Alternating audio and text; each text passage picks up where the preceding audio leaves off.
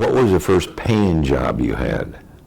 Well, I always babysat before I was old enough to work a real job. I can remember people coming and picking me up at my house to take me to babysit. I didn't even have a driver's license.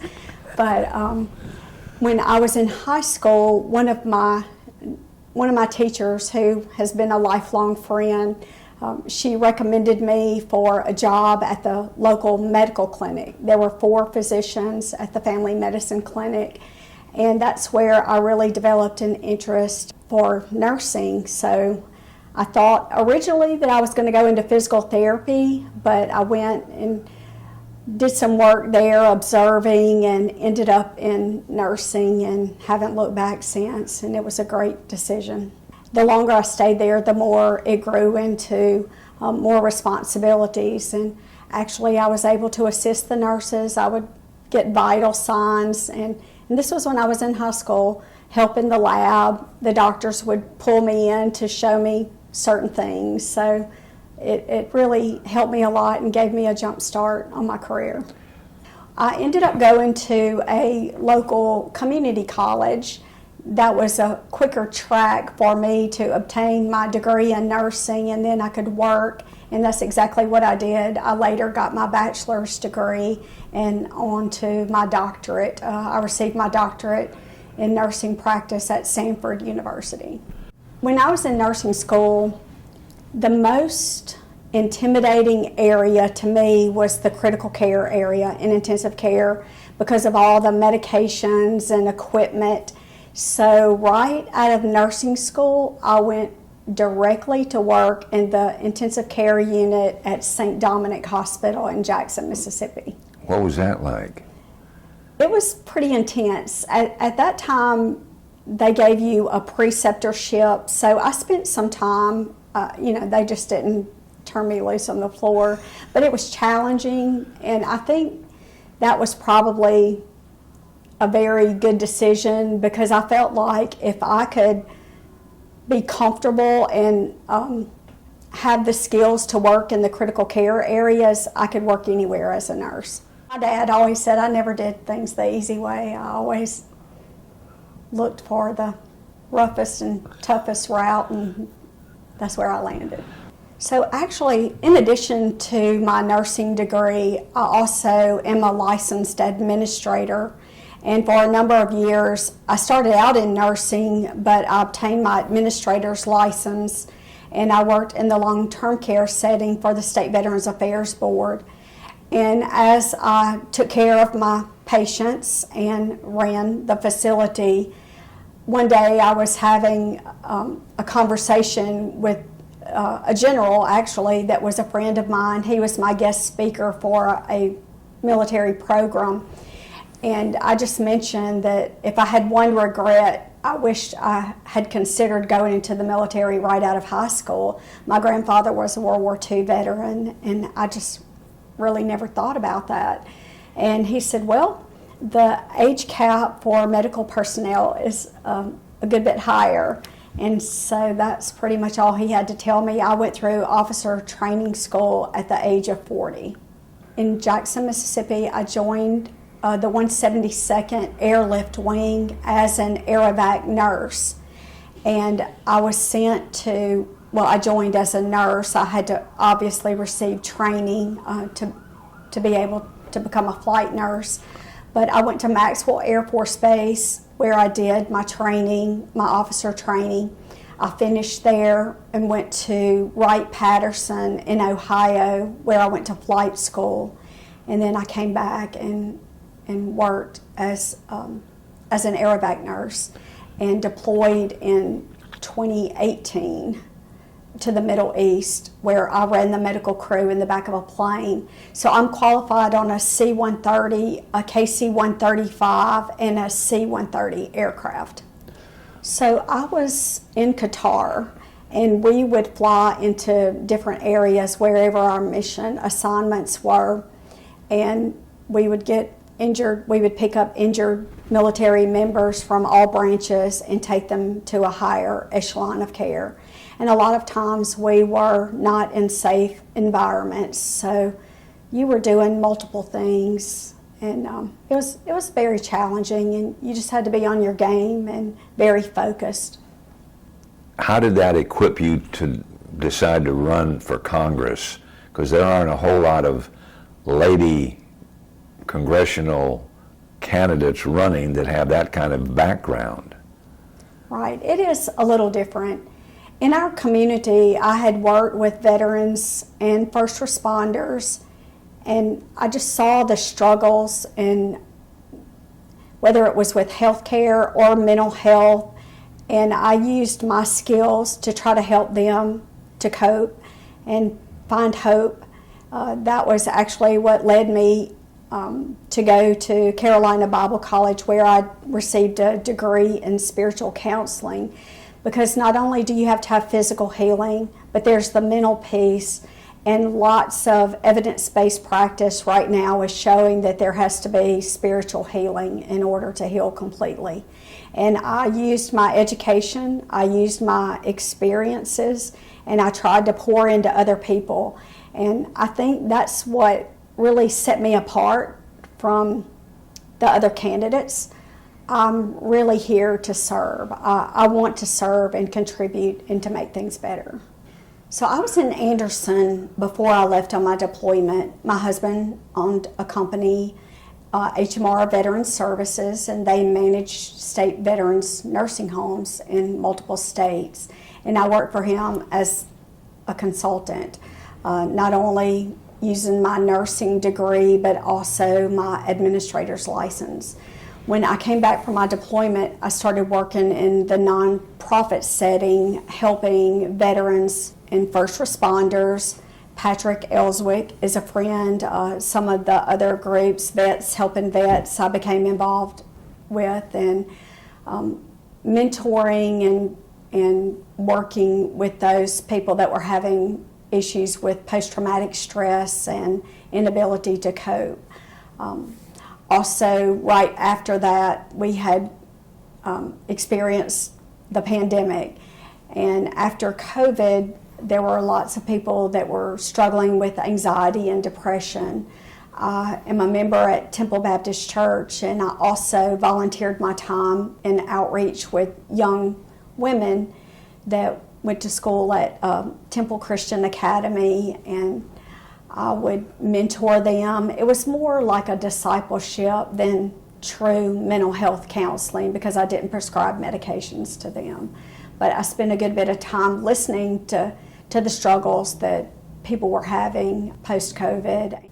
How did the idea come about that you should run for Congress? I was listening to issues that veterans were having, not able to get the health care that they needed, struggling with mental health coping. Sometimes they would resort to substance use and abuse because they couldn't get medications or help. And I just realized that our system was broken and wanted to make a difference.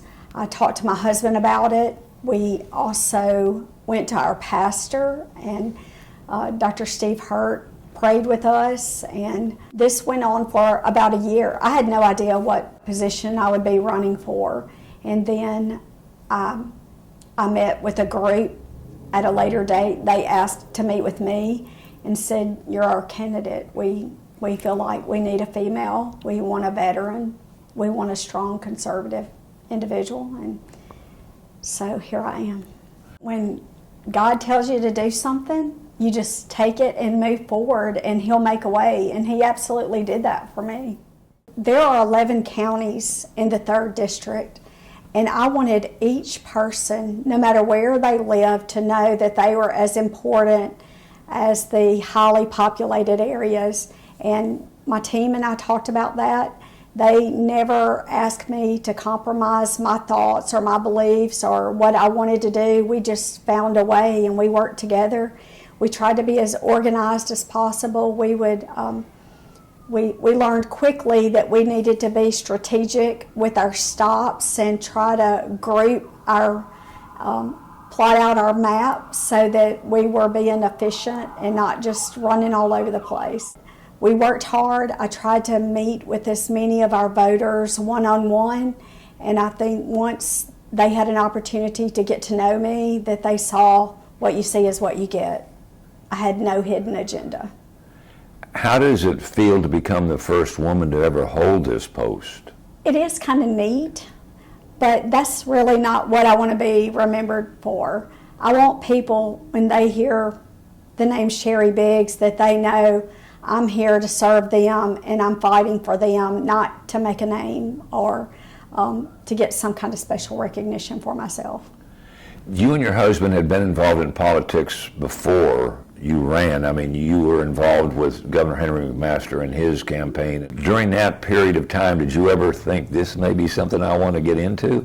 I really didn't. I didn't set out to do this. I was more on the outside looking in and just trying to be helpful.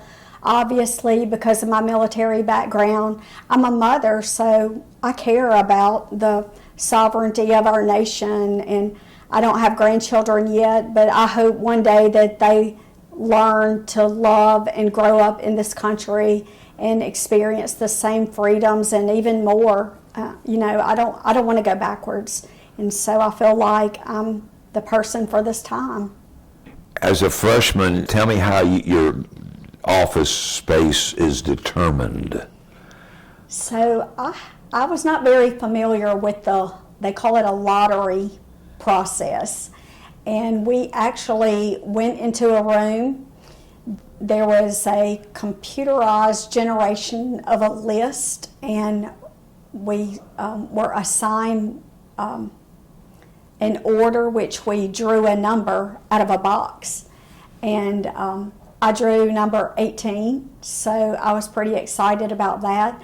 A lot of people were going for the Cannon building, those offices, because they were newly renovated. I think they're a little bit smaller, but there were only 11 of those available, so obviously I didn't get in the Cannon building. But we are on the 5th floor of the Longworth building. I think it's going to be great.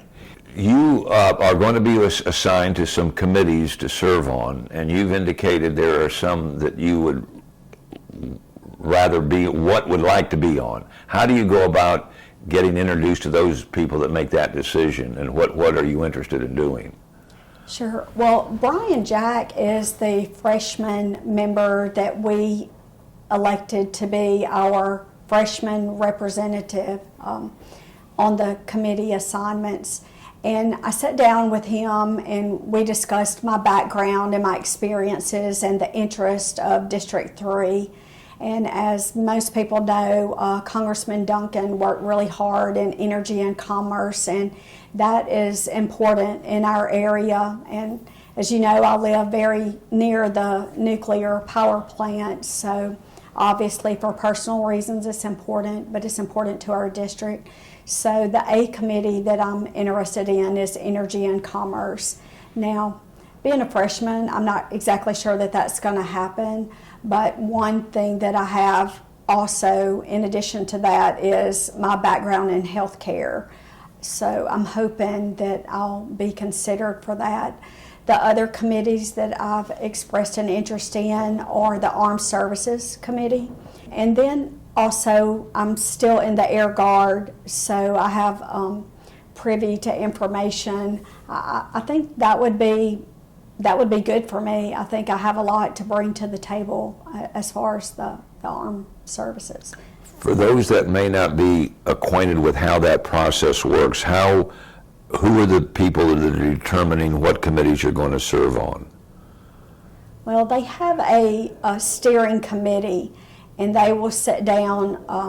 I'm sure the chairman of the committees will also have input, but they will sit down, they have their list and recommendations, and we're just trying to push the envelope and fight for those spots. And I think the people that have the resumes to support their efforts, I think they'll land on those committees. But, for me, I think it will work out. I'm not totally stressed over that. You know, we have foreign affairs. There are a lot of places that I could use my resources other than, say, my top two. So I feel like there will be a path if I don't get on the committee that I want initially. You know, there's always a way around it. Are you looking forward to working with the new president, and how successful do you think that you all will be able to get what he has promised the American people done? Well, I can tell you the meetings that I've been able to sit in on, people are ready to go to work. Nobody's wasting any time, and I'm excited. I really am.